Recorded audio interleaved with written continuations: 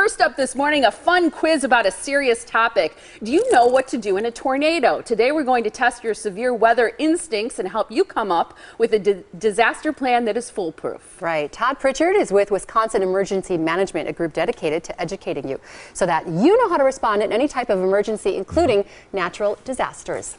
Thanks for having me. Yeah, good time of year to be talking about this, apparently. It is. You know, it's like you take your winter clothes and you put them away, you bring out the spring stuff. It's like bring out your spring survival techniques with you, right? With the winter, we kind of forget all that stuff. This is a good time to get that knowledge back in your head about what do we do if there's a tornado, where do we go, those kind of things. I heard on average in Wisconsin, or I read there's 23 on average tornadoes each season? Absolutely, 23. That's a lot. It is a lot, and a couple of years ago we had 38 in 1 year.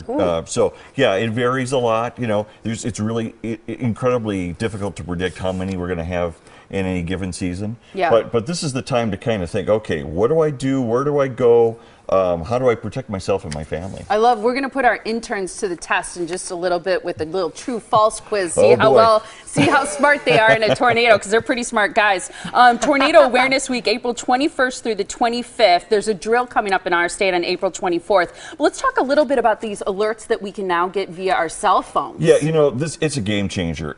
Almost every cell phone now has a built-in technology that alerts you to severe weather. So when there is a tornado warning, which means a tornado is imminent in your area, your cell phone's going to go off. It'll make a kind of a funny sound. You're like, what is that noise? It's not a ringtone. It's different. It's going to go off. You're going to look, and it'll be a very short text giving you the basic information. And then, of course, you're encouraged to go and get some more information, find out. But at least it gives you that heads up, no matter where you are, that you are in the potential danger. Is that something you have to sign up for, or does that come automatic on your phone? It's okay, automatic. That's great. So if you have a newer phone, like if you bought it within the last couple of years, it's automatically in there. You don't sign up. There's no charge for it. And it's used very sparingly. It's only when it's a life-threatening situation, so it's not going to go off. Bother you all the time. Yeah. Okay. Yeah. Well, you say this. You have this kind of motto: this listen, act, and live. Yeah. What does that mean? What are you hoping people will do with that? We're really trying to get folks to, when the phone goes off, or they hear a siren, or their weather radio goes off, any kind of warning that weather danger is in your way, do something. Listen to that warning and then act. Take action, because there was a recent study done that showed people take between 6 and 8 warnings before they do anything. So that means, okay, your cell phone goes off. Then what do? Usually we run out the door, look out the window to see what's going on, and then maybe call a friend. Hey, what are you doing? Did you hear the sirens? What's going on? Well, and all that time, right? Is this real? What should I do? And all that time is ticking by. We only have an average of when that alert comes out about 10 to 15 minutes to do something. So take action right away, because that's what can save your life. Yeah. Okay. A couple things we want to get to quick before the quiz, right? Yeah. We want is your car a safe place to be? Should you stay in your car? In a tornado? That's a tough question. There really has been very little research done on that. They always used to say, run into a ditch. Yep. And what I think the best advice is, when there's a tornado, watch out. Meaning, the conditions are favorable to having a tornado. That's probably the day you don't want to be taking a road trip or being outside a lot and that kind of thing. So try to put yourself in a position where you're not in harm's way. If you are caught in your car and there is a tornado headed your way, try to get to a sturdy shelter right away. Okay. Last resort is either staying in your car and getting into a ditch, and frankly, probably either are just as bad. It's really a horse apiece. Yes, it is. Okay. Right, that's a great way to put it. All right, we're going to do our quiz now. We have Rusty and Joe. They're two of our favorite interns. We're going to put them to the test. There they are with their paddles. They've got true and false. So let's go ahead and start with the first question, and then Todd's going to tell us if they're right or wrong. If a tornado is approaching your house, Joe and Rusty, go to the southwest corner of the basement. True or false? Southwest corner of your basement.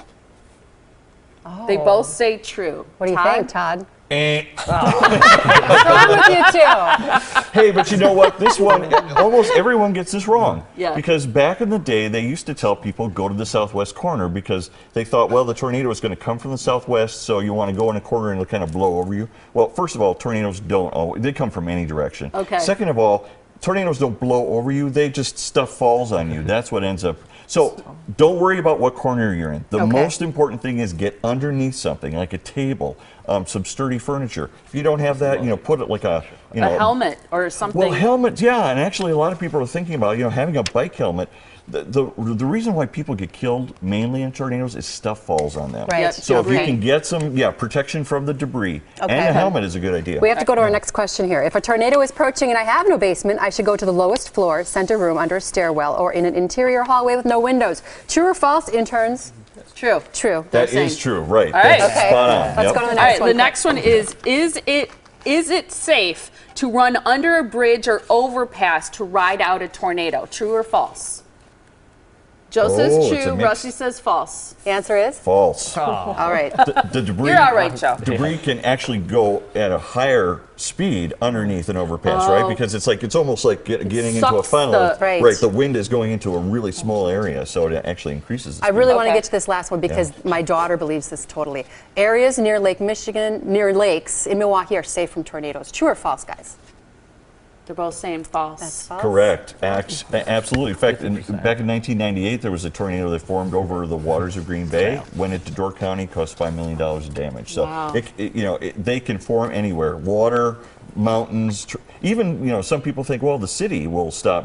Yeah. No, it just happens that, and now we have so much construction going on, that a lot of populations are getting hit more often. That's why you're seeing a lot more, damage and Such destruction. interesting Yeah. stuff. Thanks for playing along, Joe and Rusty. Good You job, guys are guys. fantastic. Thank Yes, Yeah. we love you. Here's the information for Ready Wisconsin. They're also on Facebook and Twitter. Call 608-242-3324 or go to readywisconsin.wi.gov. Great tips on putting together a survival kit for yourself. And we're giving away, thank you, Todd, very much, 2 emergency weather radios to caller number 7 and number 8 this morning. Call us right now at 414-799-4444, keeping you safe in severe weather. Come back again soon. There's a lot Thanks of for good having questions. me. Oh, thanks for having me Appreciate on. it.